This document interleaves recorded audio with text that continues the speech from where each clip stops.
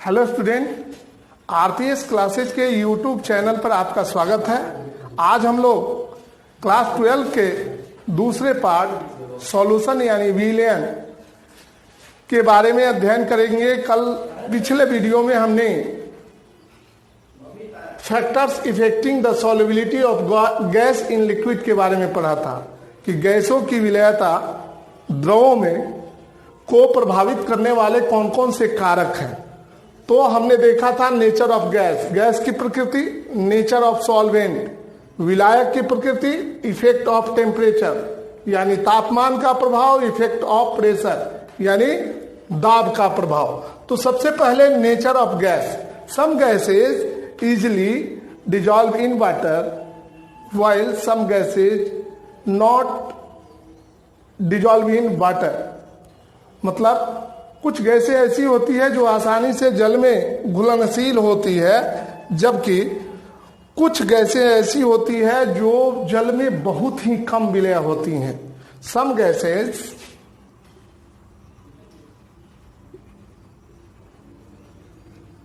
Like CO2,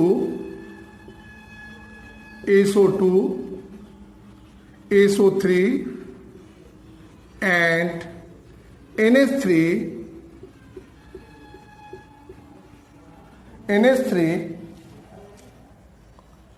easily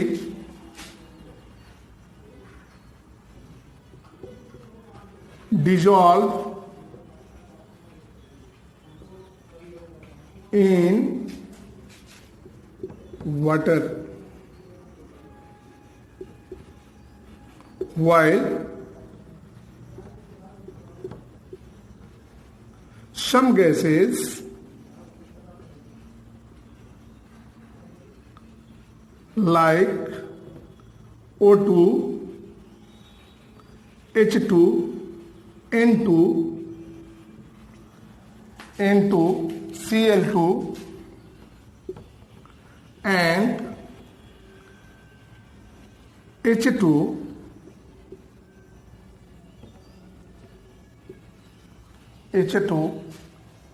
are minimum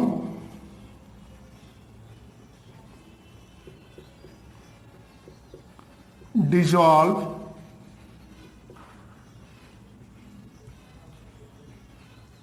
in water।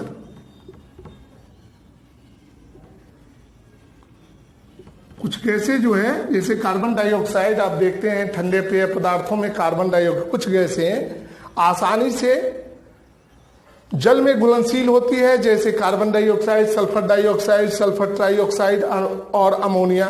जबकि कुछ गैसें ऐसी होती है जो कम से कम जल में घुलनशील होती है, विलय होती है, जैसे ऑक्सीजन, नाइट्रोजन, क्लोरीन और हाइड्रोजन। ये जो है बहुत ही कम मात्रा में घुलनशील होती है। दूसरा है नेचर ऑफ सॉल्वेंट। आप जानते हैं कि समान समान को घोलता है। नेचर ऑफ सॉल्वेंट यानी समान समान को घोलता है। जैसे ध्रुवीय विलायकों में ध्रुवीय गैसें आसानी से घुलती हैं, जबकि अध्रुवीय विलायकों में अध्रुवीय गैसें आसानी से घुलती है। तो देखते हैं polar gases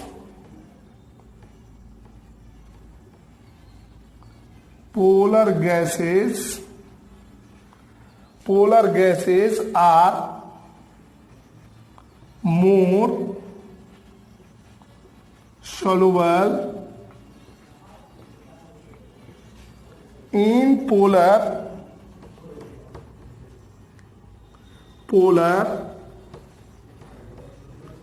solvent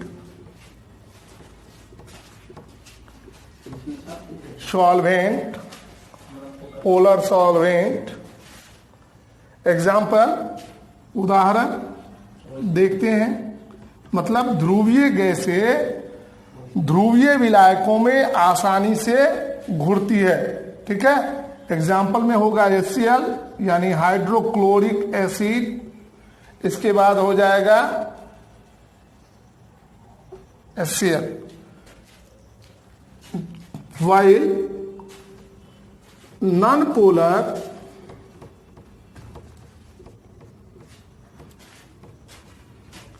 gases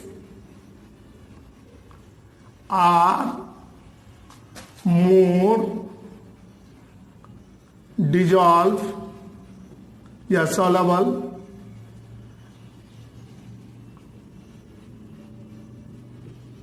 in non-polar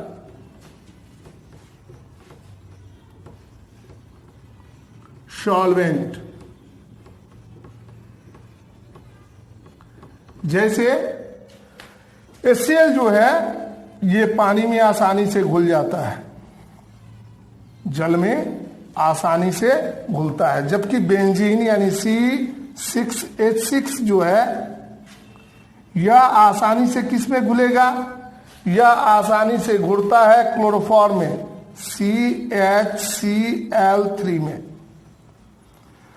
तो नेचर ऑफ सॉल्वेंट क्या होगा, समान समान को घोलता है, यानी ध्रुवीय गैसें जो है ध्रुवीय विलायकों में घुलनशील होती है, जबकि अध्रुवीय गैसें जो है अध्रुवीय विलायकों में घुलनशील होती है। अब तीसरा देखते हैं इफेक्ट ऑफ टेम्परेचर। आप जानते हैं कि जब किसी विलयन के तापमान को बढ़ाया जाता है तो उसमें गैसों की विलयता घटती है।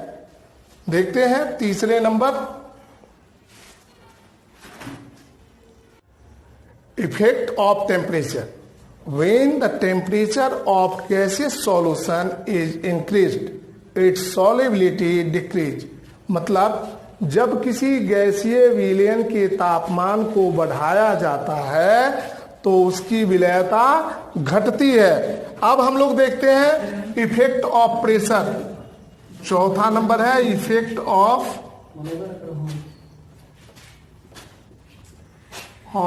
प्रेशर।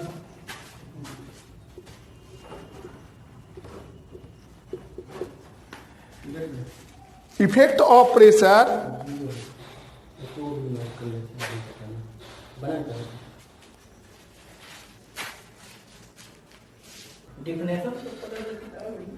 इफेक्ट ऑफ प्रेशर, जब किसी विलयन में विलयन के दाब को बढ़ाया जाता है तो उसमें गैसों की विलयता जो है दाब बढ़ाने के साथ बढ़ती है और दाब घटाने पर घटती है। यानी प्रेशर इंक्रीज्ड,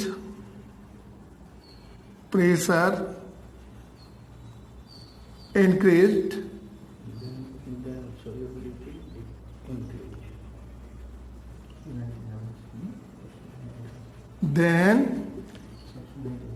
solubility increase।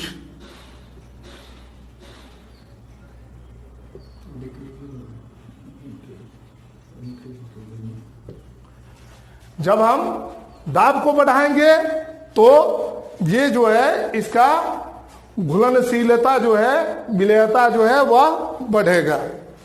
अब हम लोग देखेंगे हेनरी लॉ। गैसों की विलयता के संबंध में 1803 में हेनरी महोदय ने एक नियम का प्रतिपादन किया जिसे हेनरी के नियम के नाम से जाना जाता है। According to this law, at a constant temperature, the solubility of a gas in liquid is directly proportional to the partial pressure of the gas। कहने का मतलब हेनरी महोदय ने कहा कि अगर तापमान जो हो नियत हो, स्थिर हो, तो उस पर किसी गैस के किसी द्रव में विलयता जो है उसके आंशिक दाब के समानुपाती होती है, उसके आंशिक दाब के समानुपाती होती है। P proportional X where P equal, जहां P जो है P प्रोपोर्शनल टू X के अनुक्रमानुपाती है। पार्शियल प्रेशर जो है मोल फ्रैक्शन के अनुक्रमानुपाती होता है। यहां जो है P को partial pressure of the gas यानी गैस का आंशिक दाब से सूचित किया जाता है, और x जो है ये गैस का मोल फ्रैक्शन है। इसलिए P इक्वल के एच इंटू एक्स, जहाँ के एच जो है हेनरी कांस्टेंट है, हेनरी स्थिरांक है। It is clear from the above equation, उपरोक्त समीकरण से स्पष्ट होता है कि that the solubility of the gases, गैसों की विलयता विच हैव हायर, जिनके हेनरी स्थिरांक के मान उच्च होते हैं, उन गैसों की विलयता कम होती है, जबकि वे गैसें जिनका हेनरी स्थिरांक का मान अधिक होता है, वे गैसें, उन गैसों की विलयता अधिक होती है। It is clear from the above equation that the solubility of the gases, उपरोक्त समीकरण से स्पष्ट होता है कि जिन गैसों की विलयता कम होगी, उन गैसों की विलयता कम होगी जिनका हेनरी स्थिरांक का मान अधिक होगा, और वे गैसें जिनके हेनरी स्थिरांक के मान निम्न होंगे उनकी विलयता अधिक होगी। The value of Henry constant यानी के H decreases with increase the temperature, जब हम ताप को बढ़ाते हैं तो हेनरी स्थिरांक का मान घटता है। Thus aquatic species are more comfortable in cold water, यही कारण है कि जो जल में रहने वाले जीव हैं वे ठंडे जल में, गर्म जल की अपेक्षा ठंडे जल में आपको अपने आप को अधिक आरामदेह महसूस करते हैं, क्योंकि ठंडे जल में ऑक्सीजन की विलयता अधिक होती है और जलीय जीवों को अधिक मात्रा में ऑक्सीजन मिल पाता है। अब हम लोग देखते हैं लिमिटेशन ऑफ हेनरी कांस्टेंट। तो स्टूडेंट आप वीडियो को पॉज करें और इसे नोट करें। Limitation of Henry's law, Henry के नियम की सीमाएं क्या है? तो हेनरी के नियम की पहली सीमा यह है कि यह उन गैसों के लिए, यह लॉ जो है उन गैसों के लिए उपयोगी है जो निम्न दाब और उच्च प्रेशर पर हो, उच्च ताप पर हो। तो उन गैसों के लिए यह नियम जो है अधिक उपयोगी है। यह नियम केवल कम दाब और उच्च ताप पर ही गैसों के लिए उपयोगी है। The gas should be in the same molecular state in both gaseous and liquid state. Gas का दोनों प्रावस्था जो है, या तो गैसियस या लिक्विड यानी द्रव, दोनों प्रावस्थाओं में जो उसकी आणविक अवस्था है उसमें किसी प्रकार का परिवर्तन नहीं होना चाहिए। The gas should not be reacted with the solvent, यानी गैस जो है विलायक के साथ किसी प्रकार की अभिक्रिया ना करे और वह कोई कंपाउंड नहीं बना सके। इस प्रकार हेनरी नियम की सीमाएं जो है यह समाप्त होती है। अब हम देखेंगे application of Henry's law, Henry नियम के उपयोग कहाँ कहाँ होते हैं उसके बारे में हम लोग अब अध्ययन करेंगे। तो आप वीडियो को पॉज करें और लिमिटेशन ऑफ हेनरी लॉ फिर एक बार देखेंगे। यह नियम उन गैसों के लिए उपयोगी हैं जिनके दाब जो है निम्न हो और ताप अधिक हो। दूसरा, उन गैसों की दोनों प्रावस्था यानी गैसीय प्रावस्था और द्रव प्रावस्था, दोनों प्रावस्थाओं में जो आणविक अवस्था है उसमें किसी प्रकार का बदलाव नहीं होना चाहिए, वह सेम होना चाहिए, समान होना चाहिए। और गैस जो है वह उपस्थित विलायक के साथ किसी प्रकार की अभिक्रिया करके कोई नया यौगिक ना बनाए। इस प्रकार हेनरी नियम को हम समझ सकते हैं। अब देखेंगे application of Henry's law. Application of Henry's law, Henry के नियम का उपयोग कहाँ कहाँ होता है? तो हेनरी के नियम का उपयोग जो है, जो हम लोग ठंडा पेय पदार्थ या सोडा वाटर पीते हैं उसमें कार्बन डाइऑक्साइड को भरने के लिए किया जाता है। आप देखिएगा कि उसमें से बुलबुले जो हैं निकलते हुए आपको दिखाई देंगे। अगर आप बोतल को हिला देते हैं और ढक्कन को खोलते हैं तो उसमें बहुत सारा CO2 और उसके साथ जो पेय पदार्थ है वह बाहर निकल जाता है झाग के रूप में। इन manufacture of soft and soda water और सॉफ्ट यानी शीतल पेय पदार्थों के निर्माण में जो है हेनरी के नियम का उपयोग किया जाता है। To minimize the painful effects accompanying the decompression of deep sea drivers. आप जानते हैं कि गोताखोर जो है अपने साथ सिलेंडर लेकर के जाते हैं। उस सिलेंडर में जो गैस भरी होती है वह O2 प्लस He होती है, यानी हीलियम और ऑक्सीजन का मिश्रण होता है। ऐसा इसलिए अगर उसमें नाइट्रोजन को डाल दिया जाए, अन्य गैसों को डाल दिया जाए तो क्या होगा, जब वे गोताखोर नीचे के तो जाने को चले जाएंगे उस समय कोई दिक्कत नहीं होगी, लेकिन गोताखोर जब समुद्र के तलहटी से ऊपर की ओर आएंगे तो उनके शरीर में भयानक दर्द होने लगेगा। तो इससे बचने के लिए जो है वह उस दर्द को कम करने के लिए उसमें हीलियम गैस और ऑक्सीजन गैस का उस सिलेंडर में उपयोग किया जाता है। To minimize the painful effects accompanying the decompression of deep sea driver, गोताखोरों के द्वारा O2 diluted with less soluble He gas यानी helium gas is used as breathing. ये सांस लेने के लिए जो गैस बनाई जाती है उसमें हीलियम प्लस ऑक्सीजन होता है, हीलियम प्लस ऑक्सीजन, इन दोनों का मिक्सचर होता है।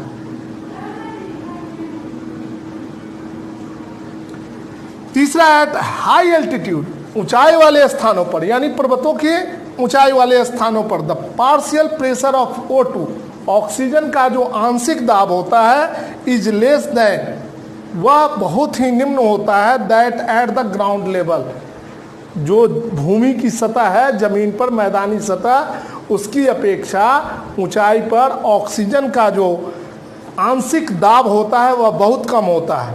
This leads to low concentration of O2, oxygen के कम सांद्रता होने के कारण in the blood of climbers, जो ऊंचाई पर जाते हैं पर्वतारोही, उनके शरीर में जो है ऑक्सीजन की कमी हो जाती है और ऑक्सीजन की कमी होने के कारण विच कॉजेज एनॉक्सिया, उनमें एनॉक्सिया नामक बीमारी की उत्पत्ति होती है। एनॉक्सिया अधिक ऊंचाई पर रहने वाले लोगों को ऑक्सीजन की कमी से होने वाली एक बीमारी है जिसमें मनुष्य जो है सही ढंग से नहीं सोच पाता है। तो स्टूडेंट, इस प्रकार हमने हेनरी के लॉ के बारे में आज पढ़ा, हेनरी के एप्लीकेशन ऑफ हेनरी लॉज के बारे में पढ़ा और लिमिटेशन ऑफ हेनरी लॉज के बारे में पढ़ा। इसके अलावे हमने इफेक्ट ऑफ जो है effect of factors of many effect factors जो प्रभावित करते हैं सॉल्युबिलिटी को प्रभावित करने वाले जो विभिन्न कारक हैं उसके बारे में अध्ययन किया। तो इस प्रकार आज का वीडियो जो है हम यहीं पर समाप्त करते हैं।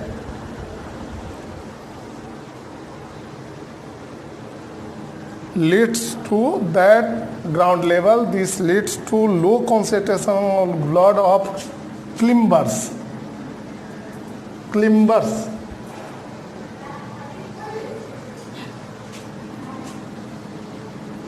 DIVERS